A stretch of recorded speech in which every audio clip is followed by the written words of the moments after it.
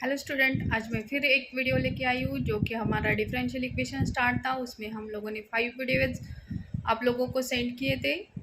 आप लोग देख सकते हो। उसमें हमने पहले इंट्रोडक्शन लिया था और दो तीन इसमें हम लोगों ने कुछ क्वेश्चन सॉल्व किए थे जो कि ऑर्डर एंड क्या है डिग्री पे हम लोगों ने कुछ क्वेश्चन सॉल्व किए थे। अब हम नेक्स्ट पार्ट पे जाते हैं जो कि है डिफरेंशियल इक्वेशन में है, लेकिन वो जो है फॉर्मेशन ऑफ डिफरेंशियल इक्वेशन। उसमें क्या करना है कि आर्बिट्ररी कांस्टेंट है उसको रिमूव करना है, और हमें क्या करना है उसमें जनरल सॉल्यूशन और पर्टिकुलर सॉल्यूशन हमें देखना है उसमें, और क्वेश्चन सॉल्व करना है। ओके, तो हम लोग देखेंगे अभी।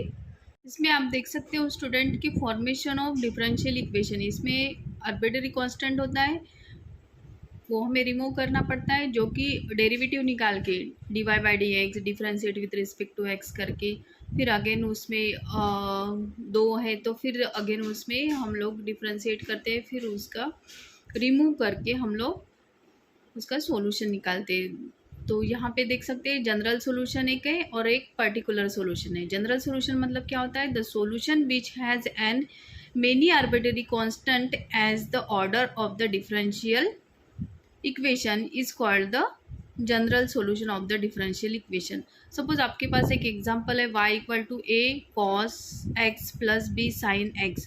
अब देख सकते हो आज इसमें a और b क्या है, arbitrary constant. The general solution of the differential equation is d2y upon d x square plus y equal to 0। जब भी हम लोग इसका डेरिवेटिव निकालते हैं, अब यहाँ पे हम लोगों को दो आर्बिट्ररी कांस्टेंट है तो उसका डेरिवेटिव 2 टाइम्स हमें निकालना है, d y by d x first time, next उसको और अगेन डिफ्रेंशिएट करते हैं तो हम लोगों को ये सॉल्यूशन मिलता है। उसको हम लोग कहते हैं जनरल सॉल्यूशन।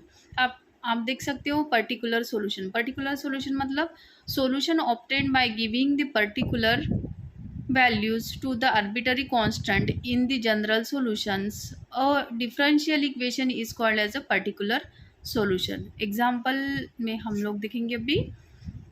एग्जाम्पल है find the differential equation from the relations y equal to a e to the power m x. ये 4 मार्क्स के लिए क्वेश्चन पूछा गया है, इंपॉर्टेंट क्वेश्चन है। अब इसको सॉल्व करना है, हमें क्या करना है, इसको सॉल्व करने के लिए हम कर सकते हैं उसको डिफ्रेंशिएट करते हैं विथ रिस्पेक्ट टू क्या करना है, हमें एक्स करना है। ओके, सो फाइंड, उन्होंने क्या कहा है, find the differential equation. Differential equation find करना है, y इक्वल टू दिया है अपने। अब देख सकते हैं डिफरेंट गिवन में लिखना है, हम लोगों को सॉल्यूशन में लिखना है। सबसे पहले जो कुछ भी दिया होता है उसको लिखना है।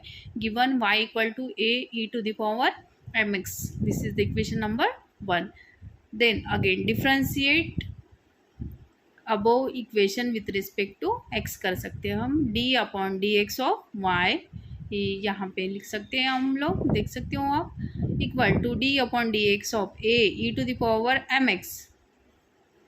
अब हमें पता है कि ये हम जब सॉल्व करते हैं तब क्या होता है कि जब हम डेरिवेटिव निकालते हैं तो क्या करते हैं, d जब भी कांस्टेंट टर्म आती है d अपॉन डी एक्स के इंटू एफ ऑफ एक्स जब होता है फंक्शन, हम लोगों ने देखा था, तो क्या कर सकते हैं हम लोग इसको के D upon d x of F of x निकालते हैं। मतलब डेरिवेटिव किसका निकालते हैं हम लोग, एफ ऑफ एक्स का निकालते हैं। के क्या होता है, कांस्टेंट। यहाँ पे भी हम देख सकते हैं ए क्या है, कांस्टेंट है, तो डेरिवेटिव आएगा d upon d x of e to the power m x equal to क्या लिख सकते हो, a e to the power m x का डेरिवेटिव तुम लोगों को पता है क्या आता है, e to the power m x as it is आएगा, और ये जो है पावर में एम एक्स दिया है इसका हम लोगों को फिर से डेरिवेटिव निकालना पड़ता है, क्योंकि ये चेन रूल में आता है, नहीं तो चेन रूल में ही आता है।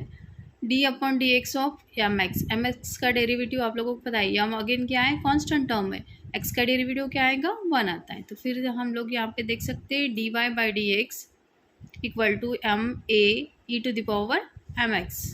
नेक्स्ट टर्म में हम लोग लिख सकते हैं, अब यहाँ पे a e to the power m x as it is, यहाँ y इक्वल टू हम लोगों को पता है y equal to a e to the power m x है, तो हम लोग इसकी जगह पुट कर सकते हैं y। Okay, y equal to a e to the power m x. जब हम पुट करते तब d y by d x equal to m into y मिलता है। अगर हम लोग और इसको कैसे लिख सकते हैं, d y by d x minus of m y equal to 0। Left hand side को अगर लेते हैं तो जो साइन है वो पॉजिटिव की क्या होती है, निगेटिव होती है। ओके, इसी तरह से हम लोग को कुछ क्वेश्चन सॉल्व करना है। नेक्स्ट वीडियो में हम लोग कंटिन्यू करेंगे। ओके स्टूडेंट, इस पर आप लोग प्रैक्टिस कर सकते हो तब तक।